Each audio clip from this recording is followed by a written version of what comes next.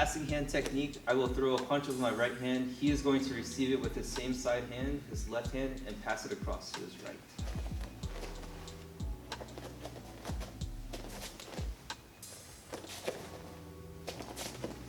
Now you can alternate hands from here as well. So I will throw with my right, and then I'm going to throw with my left.